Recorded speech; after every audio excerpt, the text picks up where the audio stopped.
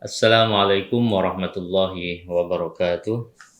Alhamdulillah, alhamdulillah, wassalatu wassalamu ala rasulillah wa ala alihi wa sahbihi wa man tabi'ah huda. Rabbi syrah li sadri wa yassir li amri wa hlul 'uqdatam min lisani yafqahu qawli wa ba'd. Teman-teman sekalian, pada kesempatan ini kita akan mempelajari satu tema mendasar tetapi ini cukup krusial, yaitu tentang keutamaan ilmu pengetahuan, di mana ilmu ini akan menjadi dasar bagi kita sebagai umat Islam dalam kita bertauhid, dalam kita beribadah maupun juga dalam kita bermuamalah. Bahwa ada satu pernyataan bahwa al-ilmu qabla al-amali, bahwasanya ilmu itu sebelum amal perbuatan, sebelum ibadah kita, sebelum akidah kita, sebelum muamalah kita, itu pertama-tama kita harus terlebih dahulu mempelajari ilmu sebelum kita melaksanakan atau mengamalkannya. Teman-teman semuanya, di dalam Al-Quran, kitab suci yang kita imani, yang kita yakini kebenarannya, banyak sekali argumen tentang pentingnya atau tentang urgensi ilmu pengetahuan itu. Dalam kitab Ihya Ulumuddin karya Imam Al-Ghazali itu, sebelum Imam Al-Ghazali itu membahas tentang banyak hal, tentang banyak tema, tentang ibadah, tentang muamalah, tentang ahwal sahsiyah atau hukum keluarga, tentang pengetahuan-pengetahuan yang lain yang itu akan kita amalkan bersama, Imam Al-Ghazali memulai kitabnya itu dengan satu bab khusus tentang keutamaan ilmu atau fadilatul ilmi. Imam Al-Ghazali pertama-tama mendasarkan pembahasan pada beberapa ayat Al-Quran yang menyatakan, menjelaskan kepada kita tentang pentingnya ilmu. Sebagaimana dalam Al-Quran, Allah Subhanahu wa Ta'ala berfirman, Syahidallahu annahu la ilaha illa huwa wal malaikatu wa ulul ilmi qa'iman bil qist. Di sini Imam Al-Ghazali menjelaskan, Allah sendiri itu bersaksi bahwasannya tidak ada Tuhan kecuali dirinya. Dan para malaikat begitu juga, dan kemudian juga para ahli ilmu begitu juga. Mereka semuanya mempersaksikan.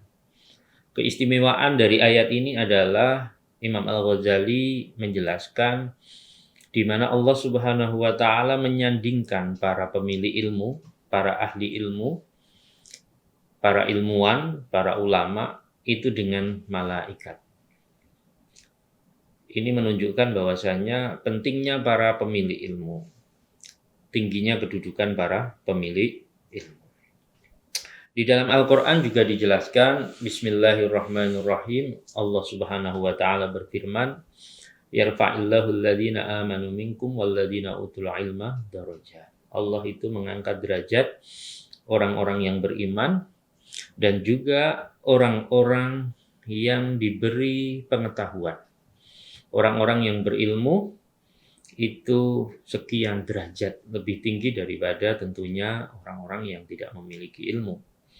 Maka di dalam ayat yang lain Allah juga berfirman, Qul hal yastawil ladzina ya'lamuna wal ladzina la ya'lamun. Wahai Muhammad, katakan bahwasanya tidak sama antara orang yang berilmu dan orang-orang yang tidak memiliki ilmu.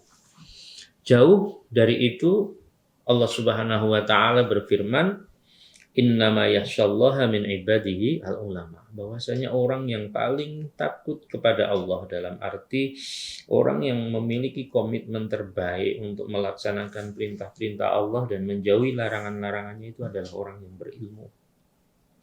Nanti kita akan berbicara lebih jauh ilmu seperti apa yang harus kita pelajari,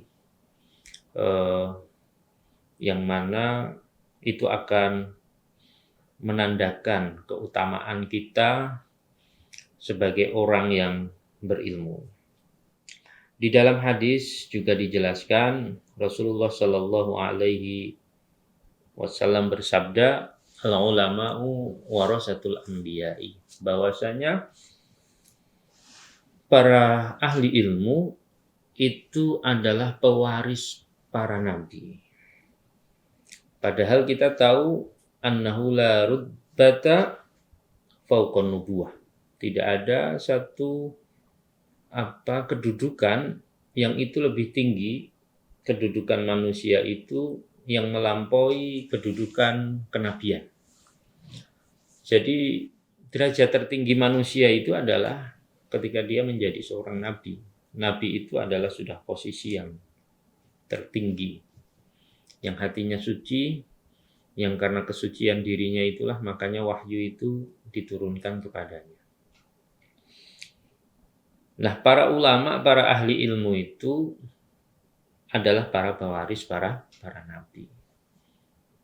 Tentunya di sini ada qayd, ada batasan bahwasanya para ahli ilmu yang mewarisi kenabian di sini bukan berarti mewarisi sifat nubuahnya, tetapi mewarisi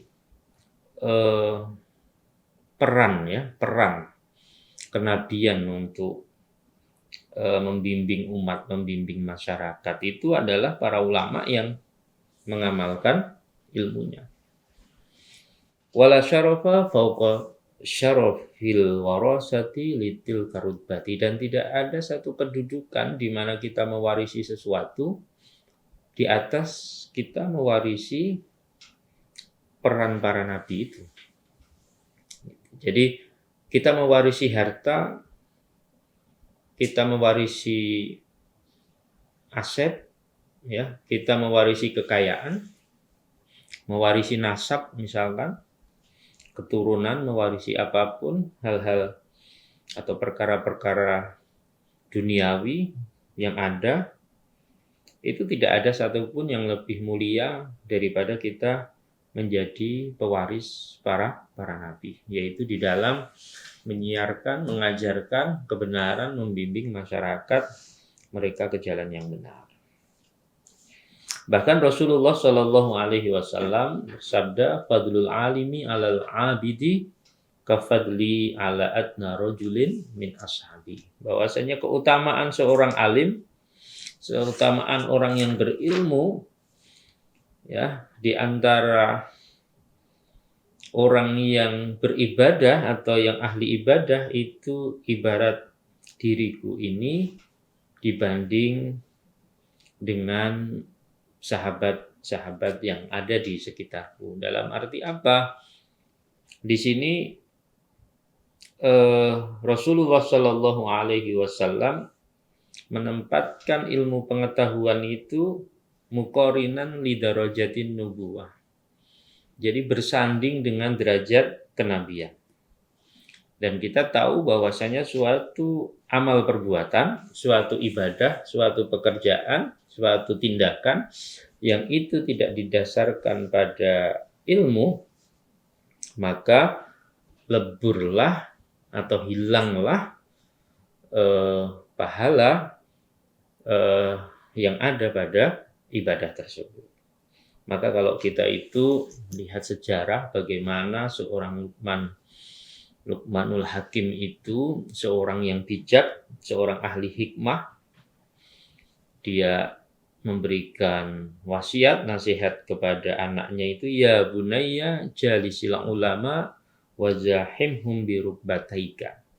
Wahai anakku, dekatlah kalian itu dengan para ulama, wazahimhum birukbataika, dan sedekat mungkinlah engkau itu duduk bersama mereka. Fa innallaha ta'ala yuhyil quluba binuril hikmah kama yuhyil arda biwabilis sama. Ini masih nasihat seorang Luqmanul Hakim, seorang ahli hikmah kepada putranya untuk kita dekat dengan para ahli ilmu. Untuk kita duduk sedekat mungkin dengan mereka. Karena Allah Subhanahu wa taala itu menghidupkan hati kita itu binuril hikmah, dengan cahaya ilmu. Jadi yuhyil quluba. Hati kita itu akan hidup apabila hati kita itu senantiasa diberikan asupan. Asupan apa? Yaitu asupan ilmu pengetahuan, kama yuhyil ardha biwabilis sama. Ini sebagaimana Allah Subhanahu wa taala itu menyuburkan bumi yang kita injak ini, bumi yang kita huni ini, di mana kita tinggal di sana, biwabilis sama. Disuburkan oleh Allah itu dengan curahan hujan dari langit. Maka ilmu itu adalah ibarat curah hujan itu yang menyuburkan hati kita. Ilmu itu yang menyebabkan hati kita itu kemudian hidup, dia tumbuh dengan baik. Nah, kalau kita berbicara tentang ilmu, maka keutamaannya tidak hanya ketika kita itu ta'allum atau mempelajari ilmu, tetapi juga ketika kita itu ta'lim atau mengajarkan ilmu. Maka seorang mahasiswa yang belajar itu mendapatkan keutamaan belajar. Seorang dosen yang mengajar, dia mendapatkan keutamaan ta'lim atau keutamaan mengajar. Banyak sekali argumen-argumen di dalam Al-Quran maupun hadis yang berbicara tentang keutamaan belajar. Bahkan belajar ini atau mencari ilmu itu sebagaimana sabda Rasulullah Shallallahu Alaihi Wasallam, "Thalabul ilmi faridatun ala kulli muslim." Belajar, misalkan kita duduk di meja untuk mendengarkan penyampaian pengetahuan, itu adalah sebuah kewajiban bagi kita. Begitu juga keutamaan mengajar. Keutamaan mengajar ini banyak sekali disinggung di dalam Al-Quran. Bahkan apabila yang terjadi itu adalah sebaliknya, kita menyembunyikan ilmu pengetahuan, maka Allah itu murka kepada orang yang tidak mau menyampaikan ilmu, tidak jujur dengan ilmu, atau menyembunyikan ilmu itu hanya untuk dirinya. Di dalam sebuah hadis Rasulullah Shallallahu Alaihi Wasallam bersabda, "Ad-dalu 'alal khairi kafa'ilihi." Orang yang menunjukkan kepada jalan kebenaran, dalam hal ini adalah jalan ilmu, itu kafa'ilihi. Dia seperti orang yang melaksanakannya. Dalam arti apa? Pahala orang yang melaksanakan ilmu yang dia berikan itu diberikan juga kepada orang yang memberikan.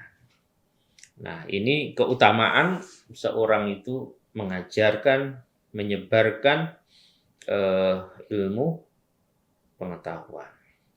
Bahkan kalau kita kembali kepada banyak pernyataan para ulama terdahulu, para tokoh terdahulu, sebagaimana yang dikatakan oleh Imam Al-Hasan rahimahullah, laulal ulama lasoron nasu mislal bahaim.